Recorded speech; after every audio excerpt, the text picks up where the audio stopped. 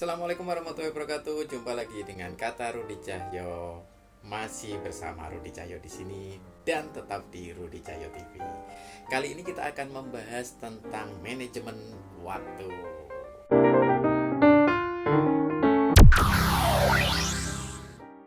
Kenapa kita membahas tentang manajemen waktu? Karena banyak sekali fenomena, fakta, problem yang saya temui yang dialami oleh mahasiswa-mahasiswa saya, dan memang pemicunya adalah karena curhatan-curhatan mereka berkenaan dengan tugas-tugas perkuliahan, laporan praktikum, membuat paper, esai, tesis, skripsi, dan lain-lainnya. Dan mereka sangat kesulitan dalam mengatur waktunya karena tugas-tugas itu sangat banyak dan kadang waktunya juga terbatas. Nah, selain itu juga saya teringat tentang sebuah tes atau tepatnya psikotes ya, yang mengukur tentang sikap kerja. Dan ada dua aspek di dalam sikap kerja tersebut, yaitu kecepatan dan ketelitian. Ada kalanya saya itu menemukan hasil yang sangat ekstrim ya. Ada yang orang-orang yang bekerja dengan begitu cepat tapi ketelitiannya sangat rendah. Dan ada juga yang sebaliknya, ada orang yang sangat teliti tetapi bekerjanya tidak begitu cepat atau lamban. Nah, ini menunjukkan ada dua tipe orang dalam bekerja berkenaan dua aspek tersebut. Ada orang yang ceroboh, artinya terburu-buru, tergesa-gesa. Cepat beda dengan terburu-buru ya. Kalau orang yang bekerja dengan cepat, bisa jadi pekerjaannya masih bagus. Kalau kita hanya ngomong cepat, jadi bisa orang yang bekerja dengan cepat, bisa hasil kerjanya bagus, bisa juga enggak. Kalau kita ngomong soal cepat, tapi kalau terburu-buru, nah itu beda lagi. Bekerjanya tergesa-gesa, sudah pasti hasilnya tidak begitu bagus. Begitu juga ada orang yang sebaliknya, yang kemudian mengatakan bahwa dirinya itu perfeksionis, atau mungkin ada banyak orang yang bilang bahwa dia perfeksionis, tapi sebenarnya intinya bukan di situ letaknya, yaitu dia itu kerjanya sangat pelan, diperhatikan lagi, dicek ulang sampai hasilnya benar-benar bagus menurut dia, hasilnya harus rapi, tetapi itu sampai ngelewatin deadline. Dan ini kadang-kadang bikin orang gregetan. Gregetannya artinya apa? Ini kadang sebuah pekerjaan itu berhubungan sama orang lain, misalnya bekerja dalam sebuah tim atau ya bekerja untuk orang lain yang orang itu membutuhkan hasil kerjanya dengan cepat. Nah, ini kan ada dua tipikal ini, dua-duanya tentu saja tidak ideal. Yang ideal tentunya pastinya yang kerjanya cepat dan hasilnya bagus atau kualitasnya bagus. Dan yang paling bermasalah tentunya kerjanya lambat, kualitasnya jelek. Itu yang paling bawah. Tapi yang tengah-tengah inilah yang saya akan berikan tips atau trik untuk melakukan manajemen waktu secara mudah, yaitu untuk dua kategori yang tengah tadi. Ada orang yang bekerjanya cepat tapi tidak selesai-selesai alias lambat. Ada orang yang bekerjanya sangat cepat, selesai sebelum waktunya atau sebelum tenggat waktunya, tetapi hasil kerjanya berantakan, hasil kerjanya kacau. Nah, bagaimana kita bisa memperoleh dua-duanya? Nah, inilah yang akan saya bahas dalam manajemen waktu kali ini. Bagaimana langkah-langkah yang harus kita lakukan?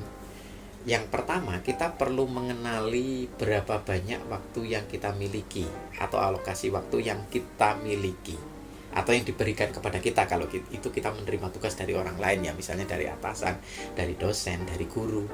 Maka kita harus tahu dulu ini berapa banyak waktu yang kita miliki. Apakah itu sebuah tugas akhir yang dikerjakan selama satu semester, jadi di awal semester dikasih tahu, nanti pengumpulannya di ujian akhir semester, atau tugas per pertemuan, artinya seminggu sekali, berarti waktu atau alokasi waktu yang tersedia adalah seminggu, jadi minggu depan harus dikumpulkan, atau tugas tengah semester ya, jadi dalam 2 atau 3 bulan harus dikumpulkan. Nah, itu semua adalah alokasi waktu yang kita miliki. Ketika kita sudah punya alokasi waktu atau sudah ditentukan alokasi waktunya, maka itu adalah modal kita. Nah, itu harus kita sadari bahwa kita memiliki modal Itu ketika kita sudah memiliki modal itu, maka modal yang kita miliki inilah yang bisa dikelola. Yaitu dengan cara apa? Ya dengan cara memilah-milah. Kalau orang bilang bikin timeline, bikin jadwal-jadwal. Tetapi sebenarnya kita tidak akan ngomongin soal jadwal, timeline, detil-detil kegiatan yang serumit itu. Tapi kita hanya ngomong soal pembagian umumnya saja. Nah, makanya itu di video ini saya memberikan judul cara mudah. Nah, bagaimana itu? Nah, kita ke langkah yang kedua. Tadi langkah yang pertama adalah kenali alokasi waktu yang kita miliki, dan langkah yang kedua adalah ketika kita sudah tahu berapa panjang waktu yang kita miliki, maka kita harus memilah paling tidak minimal dalam 2 kategori. Di awal tadi kita sudah ngomong tentang 2 aspek. Ngomong tentang kecepatan dan ketelitian. Yaitu bisa saja orang cepat dan teliti dalam bekerja, bisa juga hanya cepat tapi hasil kerjanya berantakan, bisa juga dia rapi, bagus hasil kerjanya, teliti tapi lambat banget dalam bekerja, atau yang paling parah yaitu ya ndak cepat, ya kerjanya ndak bagus. Tapi yang kita bahas adalah yang tengah-tengah. Sekali lagi yang tengah-tengah, maka dari itu kita bagi paling tidak ada 2 pilahan waktu. Nah, saya memberikan rumus 40-60. Itu paling tidak 40-60, atau kalau mau digeser sedikit jadi 35-65. Apa itu maksudnya? 40%, 60%.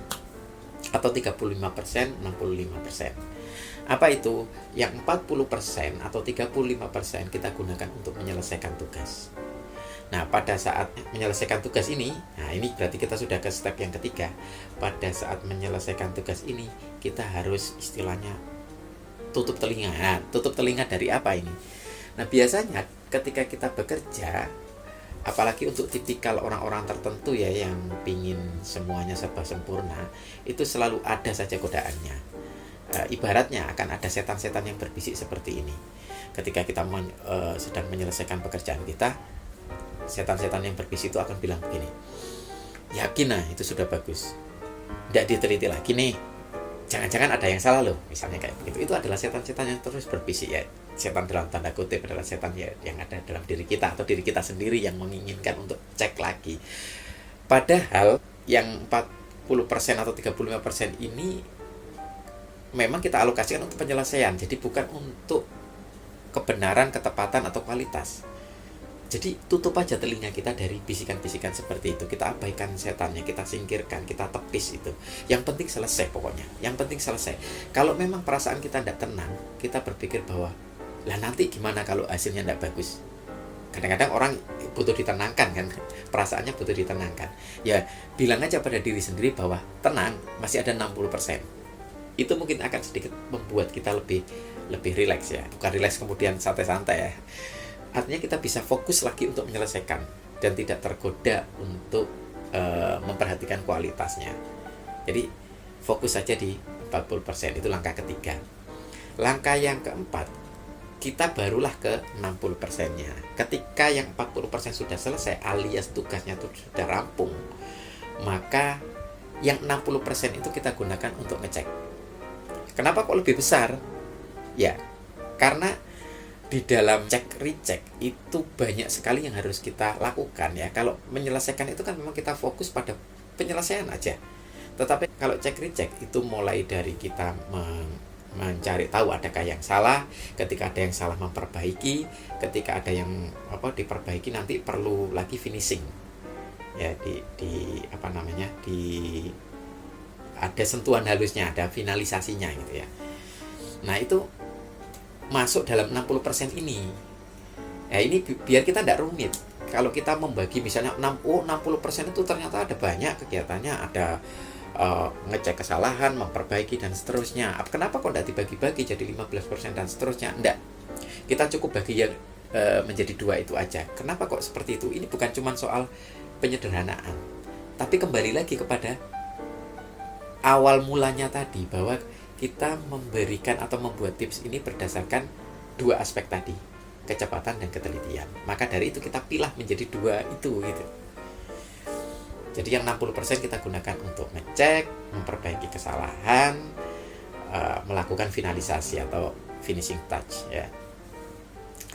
Nah, setelah selesai, ya udah, berarti kita sudah selesai merampungkan tugas tersebut dengan waktu yang sesuai ketentuan dan hasil yang berkualitas. Demikian tips untuk manajemen waktu atau cara mudah manajemen waktu dengan membagi keseluruhan alokasi waktu kita menjadi dua bagian, yaitu keterselesaian dan review kualitas atau ngecek kualitas. Jadi di dua area atau dua waktu kerja itu.